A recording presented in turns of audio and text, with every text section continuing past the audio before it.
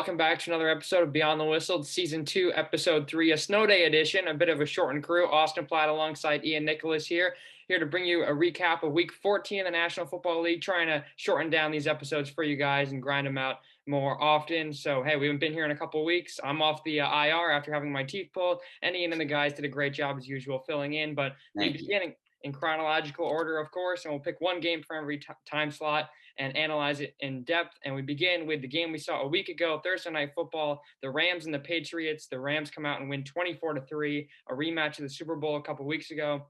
And Sean McVay defeats Bill Belichick, a big win for the Rams. The Patriots came in winning 5 in a row, Ian, but a huge game for this run game. Cam Akers, 194 total yards, 171 rushing. You don't necessarily need Jared Goff to win you games if you have that run game.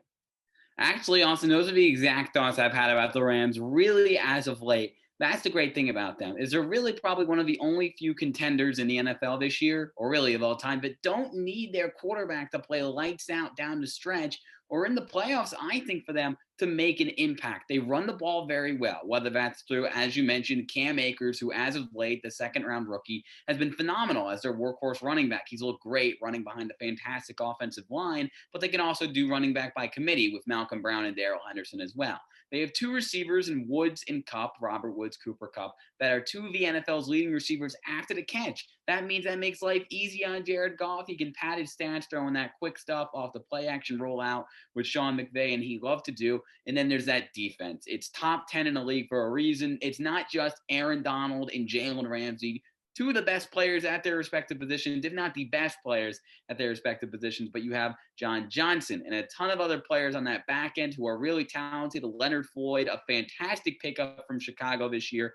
Jared Goff did not need to do a whole lot in that game against New England. He looked mediocre, and we know he's got the big arm. He has the potential to make big plays. He made it in that Super Bowl run 2 years ago, and this was a big win against New England. You mentioned they were red hot. And the Rams, they look great running the ball. They look great defensively. That's how they want to win football games this year. And I think if they just get above average playoff performance from Jared Goff, this team should be talked about more as a Super Bowl contender. I really like Sean McVay making another run of a Super Bowl this year. I think this could be the year for the Rams. And the Rams, as you said, are one of the few teams that offensively and defensively has what it takes. My question is still a quarterback with Jared Goff, but you mentioned Woods and Kupp and Tyler Higbee as well, doing a really nice job there at tight end. Kenny Young, another guy defensively, had a pick six off of Newton, 8 total tackles and a sack. Actually, they benched Newton at the very end, so maybe the time for the Patriots in the playoffs could be over, and there are questions, obviously, with Cam Newton's future there as well. We move now to the Sunday games, and we begin with the Chiefs and the Dolphins, a 1 o'clock game. Turned out to be very, very close in the end. The Chiefs do come out on top and win 33-27 to improve to 12-1. They scored 30 unanswered points. They still have struggled with the run game. Clyde Edwards-Helaire and Le'Veon Bell still haven't gotten it going. Mahomes struggled with 3 interceptions as well, but Travis Kelce, the best tight end in the league, once again popped off for this team. The Chiefs are now in the driver's seat to grab that number 1 seed and that bye. 100% Austin, and people are really not talking about Travis Kelce enough, in my opinion. He's had 5 straight 1,000-yard seasons now from the tight end position. No other player has ever done that at tight end, and he is leading the league in receiving yards at that position. He could be the offensive player of the year, honestly. We saw Michael Thomas do it last year. He was the best receiver in the NFL. Travis Kelce has been the best receiver in the NFL this year. He should be offensive player of the year. The Chiefs played the worst possible football game they could and still won. As you mentioned, 3 turnovers from Patrick Mahomes through the air. He never does that. He had 2 heading into the game, yet he still makes enough plays to win. They had a special teams touchdown. They got a safety. Game in and game out, even though this team has been a little bit rough as of late with a lot of close games, they've been 6-1 in those games that have been decided by single digits. They find a way to get it done. And I want to just say they're on cruise control right now. They really are, because can just flip a switch. They did it in 2018 when they probably should have beaten New England and made it to the Super Bowl. They did it last year, literally trailing by 24 points in one game at one point to Houston, and then going on to win the Super Bowl. They can just flip the switch when they get to the playoffs. They're the best team in the NFL right now, and it really doesn't look like they're trying. They make it look effortless. Shout out to Miami for putting up a fantastic effort in this one. I love Brian Flores. We know what he can do. That defense is fantastic. Tua is a rock-solid starter, but it's not their year. It will be their year next year in my mind. great effort from them, but I don't know how Kansas City won this game and did it so sloppily. They find ways to win every single week, and it is fascinating. We've never seen a team win this easily with that much chaos in a game. For sure, Andy Reid really has his guys going, and really, it's unbelievable to think that a team could repeat. It hasn't been done in a while since the New England Patriots, and there's a reason for that. But hey, the Chiefs have everything going. But give credit to the Dolphins; they've really battled with injuries. They've been running out a running back, Patrick Laird, DeAndre Washington, complete no names. Myles Gaskin has been dealing with some injuries as well, and they've been going to third and fourth string running backs.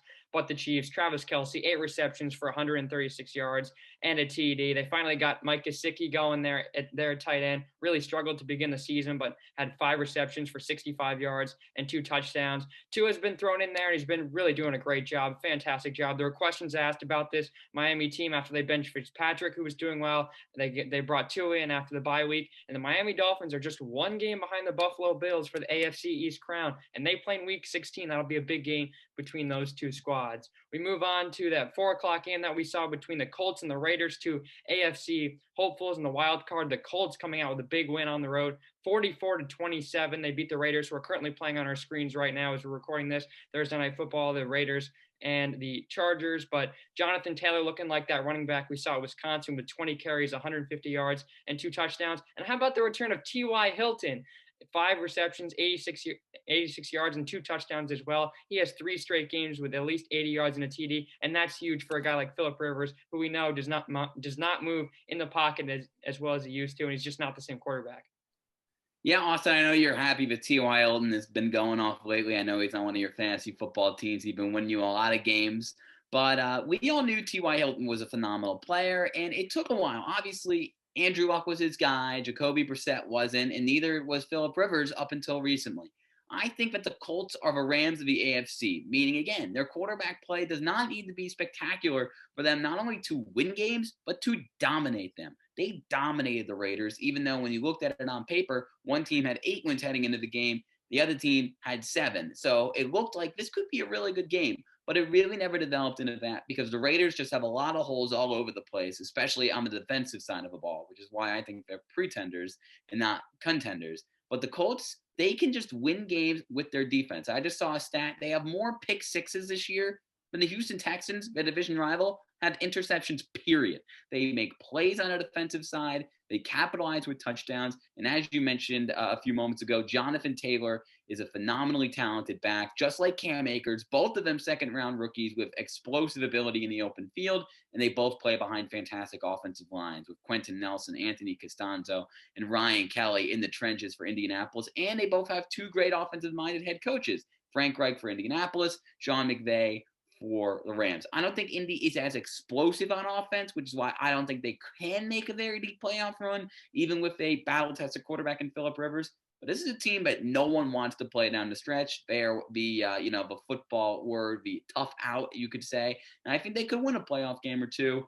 It's a tough team to beat, and they embarrassed the Raiders this weekend.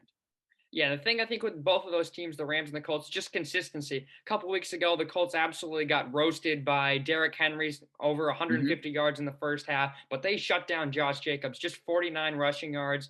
Derek Carr only had 12 rushing yards and was limited to, and they got 2 interceptions off him, as you mentioned. The Colts defenses are proving themselves. If they can hold it together and, don't give up a big first half, this team can go far, and they still have to beat the Titans, which is going to be very tough. Interesting to see how this AFC South plays out. Be a very interesting tilt. But for the Las Vegas Raiders, man, they really got to get themselves together. Derek Carr has actually just exited the game as I'm watching on my phone with a potential groin injury, so that's not good for them. But you look on the offensive side of the ball, Darren Waller can't really carry this team. He has turned into one of the better tight ends in the league. Ian, I know you got him in fantasy. It really frustrates me every time I see him score. But Hunter Renfrow, Henry Ruggs, Nelson Aguilar has been playing decently well the last couple of weeks. That's just not going to cut it. They got to get Josh Jacobs, make sure he's healthy because he's dealt with some injuries, and they got to rely on him a bit more because I think Derek Carr is being relied on a little too much. And there could be questions here for Las Vegas, who had such a good start. They've lost 3 of their last 4, and if the Jets aren't tanking as much as they are, they should have lost their last 4. And heck, they might even lose to the Chargers tonight. So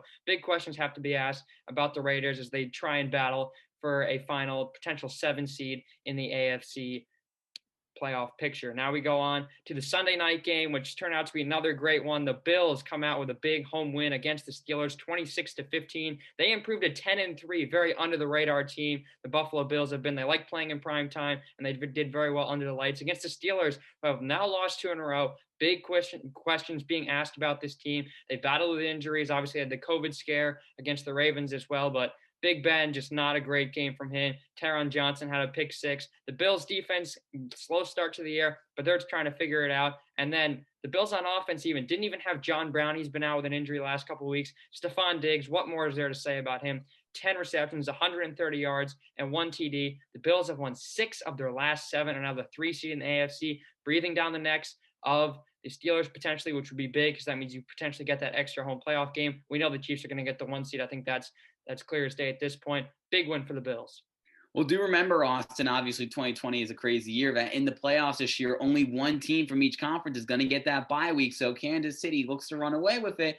Pittsburgh's trying the rebound. In Buffalo, probably is not going to get there, but they are really rounding in the form at the right time of year. Give credit to the Bills for taking their guy a few years ago and Josh Allen out of Wyoming, a very raw prospect who in his first 2 years in the league really did not look accurate down the field with that big arm of his. But they just flat out surrounded him with the weapons and the support in Brian Daboll, who's an excellent offensive coordinator. They got him some linemen. They got him a couple of decent running backs. And the receiving core is so good. I didn't love the Stephon Diggs trade because I thought he was a number 2 receiver. We all did because he played behind Adam Thielen in Minnesota. But give him credit. First receiver in the NFL this year to catch at least 100 passes this season. He just gets open time in and time out because the defense gives him so much room to operate because they know he's so quick down the field. They give him the easy stuff, and he gets 9 to 10 yards every time they throw him the ball. He's unstoppable. Josh Allen loves him. Cole Beasley's having a great year. John Brown isn't even playing right now. Gabriel Davis is a rookie receiver who every time I watch the Bills looks like he always finds the end zone. So he's doing something well. The Buffalo defense has been up and down this year, but it's still a top 10 defense. Tre'Davious White, Tremaine Edmonds, a couple of superstars, and Jordan Poyer and Micah Hyde. That's the best safety duo in the NFL. I don't know how far Buffalo can go in the playoffs, especially after what happened to them last year, losing to Houston in that collapse in that first round game. But Josh Allen looks unstoppable right now. He's not the MVP this year, but this is crazy because you would never thought we'd say this a year ago. He's going to be a future MVP. I'll say that right now. I mean, it's not that bold a thing to say. He's one of the best running quarterbacks in the league. He's got one of the best arms in the league. He's not the best arm. He can fit it in any tight window. Buffalo dismantled a Pittsburgh team, which over the last few weeks, I don't know what the heck Mike Tomlin is doing. He knows he's got to run the football more in Pittsburgh, but they're not. And I don't get why, because James Conner last year, a few years ago, was a pretty good running back. He's a Pro Bowl guy. I don't know why they've abandoned the run game. They're trying to run this air raid offense in the NFL. They've got good receivers. I get it, but they're dropping passes all over the place, and they're starting safeties at linebacker. They're falling apart at a bad time, Pittsburgh fans. Look, Mike Tomlin's a great coach. He's going to get it together before the season ends, I believe, but I don't know if they can really make a deep playoff run. I mean, maybe it's recency bias, but 2 losses in a row, one to the Washington football team, they've got to turn it around fast. They do. And these are 2 teams that just rely on their quarterbacks too much. Buffalo run game, really not much either. Zach Moss, Devin Singletary, just 70 yards combined between them. And you mentioned the Steelers as well. James Conner, just 18 yards. Benny Snell Jr., just 14. They're relying too much on Big Ben, who's not the same guy after the surgery a year ago. The Steelers are falling apart. I mean, there were plenty of things that the most overrated 10-0 team ever, or 11-0, and now they've lost 2 in a row. They're probably not going to get a bye. They might not even host a potential second round game either if they do fall apart and the Bills maybe grab that second seed. Big questions to be asked. They have a solid receiver core. Juju, Deontay Johnson, Chase Claypool, solid rookie, and Eric Ebron, a top-tier tight end. They just got to get themselves together. They got a tough-ish schedule. They got the Bengals this week, so I think that should be a nice little bounce back for them. But the Buffalo Bills, they got to hold themselves together, make sure they win this division because Miami is breathing down their necks, and they're not slowing down anytime soon. But the Buffalo Bills, man, they are here to play. And even though they're kind of a local team, I guess, they're proving that they can win under the lights. And it'll be very interesting to see how far both these teams will go in the AFC, both trying to challenge, obviously, the Chiefs, who should be the favorites. Now we move on to Monday night. We saved the best for last, of course. The Ravens and the Browns, AFC North shootout in Cleveland. The Ravens win 47-42 after 35 combined fourth quarter points. Lamar Jackson Lamar Jackson exited the game with a cramp situation, comes back and delivers a nice little two really game-winning drives because the Browns came back and scored a touchdown very quickly. 3 lead changes very late. They had the safety at the end to cap it all off so that the Ravens could cover the spread. Lamar 163 yards passing, 124 rushing, and the Ravens rushed for 231. They got outgained 493 to 385 total yards. But that doesn't matter when you have the MVP from a couple of years ago, last year, pardon me, in Lamar Jackson. I don't know why Baltimore's gotten so much hate this year. Well, I shouldn't say that. I know why. They've lost some big time games, but they're an 8-5 football team, which is the 8th best offense in the league scoring wise and the 5th best defense scoring wise, allowing points per game. They are great on paper. And yes, they've had some tough losses, but they could have beat Pittsburgh a week ago if they had their quarterback. They trotted out, the ghost of Robert Griffin and the meme of Trace McSorley. It's not the best situation in the world. And Jackson, in the post-game pressers and talking to John Harbaugh, the Monday Night Football crew that won that game, they said Lamar really needed to miss that week with COVID because he has mentally reset.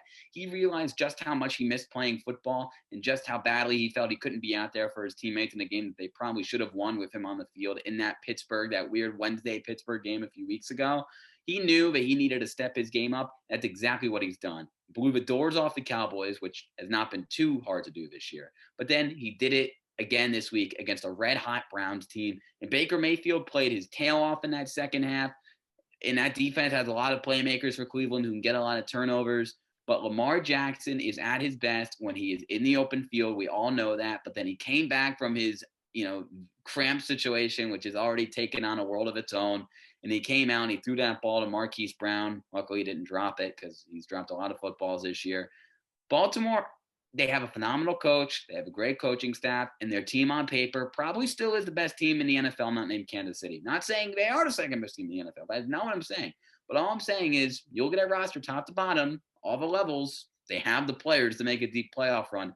Lamar is still super young and super raw as a passer. But don't be surprised if Baltimore gets their act together. They already have, but continues to keep their act together for the final 3 regular season games, clinch the playoff spot in the wild card, and make a deep playoff run. People need to remember just how dominant this team was last year, winning 14 regular season games. For sure, they went on that crazy 12-game win streak to end the season. Obviously, they ended very early with the Titans beating them in that divisional round. And they have the playmakers. Mark Andrews, a solid tight end. You mentioned Hollywood Brown's one of the fastest guys in the league. Willie Snead. I feel like they just need one more guy. Obviously, the whole Dez Bryant thing was really sad. Obviously, he got COVID and then mentioned he may not play again. Very unfortunate because I think they do need another guy. For the Browns, honestly, I think they should be happy with their performance. The Browns, many people have called them overrated. They've gone under the radar the whole year. But Baker Mayfield is proving himself. 343 yards, 2 touchdowns, just 1 interception. Nick Chubb and Kareem Hunt are by far the best running back duo in the NFL. Chubb with 82 yards on the ground, and Kareem Hunt had 6 receptions for 77 yards and a TD to go along with 33 rushing yards on the ground. So the Browns are, I think, a team to still keep your eye out for. It was a must-win game for the Ravens. You can't go 500 at this point after what they did last year. So if you're a Browns fan, just keep the faith, I think, because this team is going to be there in the playoffs and Baker Mayfield is going to prove himself. So, hey, that's going to be all for our quick Week 14 recap. Week 15 this week got a couple big games ahead of us, Chiefs and Saints. But actually, I'm wrong. We have a couple quick hits to get to. I'm getting ahead of myself here. Don't jump the gun yet, Austin. I did. But we begin with quick hits. Bucs get back on track with a 26-14 win over another playoff hopeful, the Minnesota Vikings. Dan Bailey misses 3 field goals. And you look at the stat sheet, the Bucs should not have won this game. The Vikings dominated possession. They turned the ball over a couple more times. But the Bucs, what a big win for them. The Vikings, oh my goodness, what are you doing, guys? I did not have anything against Bruce Arians before this year, but I just do not like him anymore. The media has already said how much that they hate his use of Tom Brady in this offense. And after the game, he's saying, "Oh, we found our identity." You barely beat the Vikings, who barely beat the Jaguars the week before. Come on, guys. You have so many weapons. Your team is built out of a video game with Antonio Brown, Chris Godwin, Mike Evans. Rob Gronkowski is looking really good lately. And Ronald Jones, who might miss this week with injury, and the greatest player to ever play in this football league, and Tom Brady. And you barely beat the Vikings? Yes, 26-14 is one thing, but as you mentioned, time of possession, the missed field goals. Tampa Bay is not going to make a deep playoff run this year. They can, but I don't think they will. At this point, they have just looked sluggish, and they have nowhere close to living up to their potential. They don't. I think you still have to keep your eye out for the Buccaneers. I think, they held in there against the Chiefs after completely Tyreek Hill gained on 200 yards in the first quarter. They came back and they made it close in that game. Ronald Jones, they finally have that running back. They've been going through a bunch of guys, LaShawn McCoy, Leonard Fournette. Ronald Jones is proving himself, and Tom Brady just has to get the football out to Rob Gronkowski more, because Gronk has only had 1 or 2 games above 100 yards, really not getting the load that he should. And the fact that Gronk's story, he was going to retire after he was going to get traded to the Lions, that whole debacle, comes back to play with Brady in the Bucs. But Mike Evans, Antonio Brown, Chris Godwin, you got to get the ball out to these guys, and this offense has to do better against a Vikings team that came in hot. Hey, Justin Jefferson's probably going to win Rookie of the Year. Kirk Cousins has been okay. Dalvin Cook has had some really nice games this year. He's been up for MVP. He's been in the talks. But hey, the Vikings 6-7, the Buccaneers a big win at 8-5. It'll be interesting to see how this NFC playoff picture pans out, especially given the fact that the Saints are probably going to win the NFC South, even though they don't even have their starting quarterback right now. We'll get to them in a second, but we begin with another NFC North team. The Bears snap a 6-game losing streak after that crazy 5-1 start, where they probably should have been 1-5. They obviously beat the Giants, which was a close game. They benefited from a Falcons choke in the beginning of the year. They beat a shorthanded Texans team 36-7. Mitchell Trubisky with a big game, 267 yards, 3 TDs. David Montgomery's fresh off the IR, a couple weeks now. He's popped off, 150 total yards for him. Allen Robinson, the top receiver there, 9 receptions, 123 yards, and 1 TD. That's the big 3 that Chicago needs to win games. That's the big 3 that should have been going on for the entirety of the season. Matt Nagy, I don't know what his future is in the NFL. I don't really know how good a coach he is at this point. But I think it's clear now that, yes, Mitchell Trubisky is not a great quarterback in the National Football League, but who would I rather have, an immobile Nick Foles or Mitch Trubisky? And the answer is clear. I'd rather have Mitchell Trubisky. He's more versatile. He's got a bigger arm at this point in his career, in my opinion. He's not very accurate. But Nick Foles struggled very badly as the Bears starter. He didn't really not do much to move the needle. That defense has been carrying the team all year, and now they're finally starting to unravel. I think the biggest storyline from this game was David Montgomery. He's looked great the last few weeks, coming off a minor injury that I believe he had, and he looked not very good his first year and a half in the NFL out of Iowa State. He was very highly touted as his big physical bruising 3-down back. He looked really bad. But now he looks great. And I know running back is not a super valuable position in this league anymore. But if that's one thing from this year that Bears fans can be happy about, I guess, it's that they have a 3-down running back. And maybe they keep Allen Robinson by giving him $5 billion. But I bet he wants to get out of there too, even though he was just, praising Bears fans recently and how great of a community it was. Point is, Mitchell Trubisky's still not great. He beat up on a bad Texans team. Bears win a game. Congratulations. Montgomery had that big 80-yard TD to begin the game on the first drive, one of the first plays of the game. And the Texans were just shorthanded. I mean, they had Deshaun Watson, but no Brandon Cooks, he was out. No David Johnson, he was out. They released Kenny Stills, and then Will Fuller's suspended. So they basically got no one. They got Kiki Kuti as one of their top guys, Chad Hansen, and Duke Johnson has actually been a decent number 2 running back. But for the Texans, really 4-9, a dismal season. They fired Bill O'Brien. They won a couple games. But, man, Deshaun Watson, you got to get out of there, bro. I mean, they get rid of DeAndre Hopkins, your top guy. He's been okay this year. Deshaun Watson, I'm pretty sure, is 3rd in the NFL in total passing yards. He's still a really great quarterback, especially he can use his legs as well. Really so underrated. Unfortunately, he's in Houston. And, yes, Houston, we have a problem with your football team. They stink. Finally, our final quicket is the Eagles and the Saints. The Eagles win 24-21 to kick off the Jalen Hurts era. That's right. They started Jalen Hurts over Carson Wentz, who's been god-awful. Really, they've dealt with injuries as well on the offensive side of the ball. They got Zach Ertz back. But, I mean, hey, who do you throw in there long-term? Are you keeping Hurts for the rest of the year? Or are you going with Carson Wentz because they paid him a lot of money? Well, long-term, Austin, you have to keep Carson Wentz because it makes no sense to cut him. The cap hit would be huge. They literally paid him one of the highest quarterback contracts ever this offseason, so there's no way to get out of that deal. But Jalen Hurts is the starter for his team until he hits the rookie wall. That's all I'm going to say. Whether he hits the wall this year or next year, which wouldn't really be the rookie wall anymore, Jalen Hurts was not perfect, but he played a phenomenal Saints defense. He is not getting a lot of first-team reps all year. Give him credit.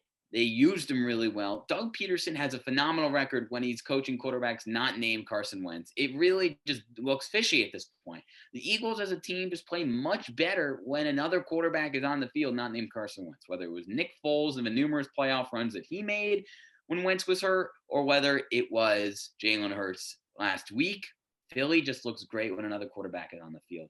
I don't know what's wrong with Carson Wentz. I loved him coming out of North Dakota State 5 years ago. He was one of the first draft prospects I remember as an NFL fan. But the point is, until Jalen Hurts hits the rookie wall, which could very well happen in the next 2 to 3 games, you start him. And Carson Wentz, Howie Roseman's probably going to be fired. Next GM of the Eagles, that's your problem, not mine. We can clown on a bunch of Philadelphia teams all we want, but hey, Miles Sanders also helped him out. 115 yards and 2 TDs, had that long 82-yard TD run helping out his rookie quarterback. And on the other side of things, Taysom Hill, who's been starting, who's been cheesing a couple fantasy leagues, that he's still in there at tight end for a couple guys who haven't changed him out. But he had 291 yards, finally starting to throw the ball, 2 TDs to 1 interception. Alvin Kamara got shut down. Eagles defense, a huge game from them. Obviously, there's still a bunch older guys, a bunch of veterans, but they proved themselves. And the Saints at 10-3, they're not going to have Drew Brees back this week. For the Saints, I have to ask the same question. Should Taysom Hill be starting, or should Jameis Winston be starting, who they said they would start the first game after Brees went down with that injury, and then they said, oh, wait, we're going to start Hill. Was that a mistake? I don't think it was, and here's why. Taysom Hill's been great for what he's had to do. He had to run the ball a lot, and he can do that well. Obviously, he really is a skilled player by trade over his first 5 years in the NFL. We know he's got some quarterback experience at BYU, and he hasn't looked half bad as a passer. And the weapons in the Saints passing game, plus Sean Payton calling the plays, that's manageable. Jameis Winston's a phenomenal talent, not necessarily a phenomenal player. I'm really looking at the last 3 games of the year for New Orleans, and I'm thinking, would it make much sense to switch the quarterback now from Winston to Hill? I'm going to say no. Here's why. After this week, they play the Vikings, which I think they beat with either quarterback in the lineup, and the Panthers. Same thing. I think they beat either team with both teams, the Vikings, the Panthers, with Hill or Winston in the lineup.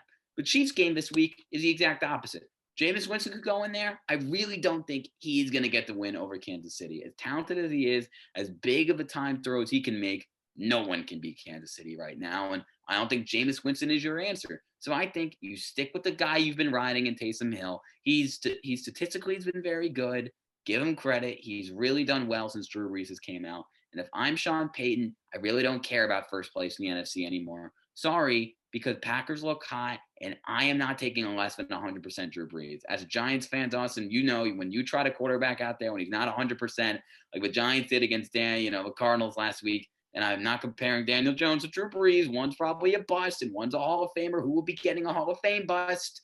The point is, Brees had freaking 11 broken ribs. I'm not putting them in the final 3 games of the year. There was a report earlier today that said he's nowhere close to coming back, even though he just came off the IR. Don't throw him back in the lineup until he's 150% healthy. You already have 10 wins. Ride the Hill train till the postseason and get your Hall of Fame quarterback in the games that will actually matter. So, yes, I think Taysom Hill should still be the starter this week, next week, and the week after.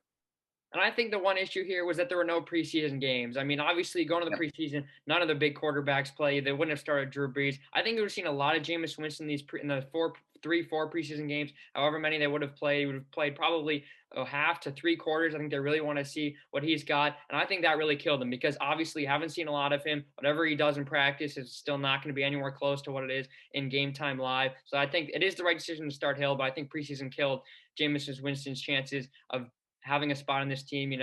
Brees, they mentioned he's probably won't be back for this week, maybe not next week. Maybe they just won't bring him back for the playoffs, as you said. Ian, that's probably a smart idea, honestly, if you are the New Orleans Saints and Sean Payton, what he's got going on. But I think Taysom Hill is going to be your guy for a couple of weeks. Drew Brees will be back, but if Brees retires, because he only signed a 1-year deal after this year, maybe let's say they do make a run and win the Super Bowl and Brees retires. It'd be interesting to see what happens next year. But that's next year. We're going to focus just on this week, and that is the end of the episode. I can say this now for sure. Thank you all for listening. Austin Platt, Ian Nicholas. We'll be back next week to wrap one up. Finally, the final episode of 2020. We'll recap week 15 in the NFL, look into some MLB free agency as well, recap the big games of week 15, look at some MLB, and even, heck, maybe preview the NBA season because that is just around the corner. This is it, episode 3 of Beyond the Whistle. Austin Platt and Ian Nicholas. Thank you all for watching.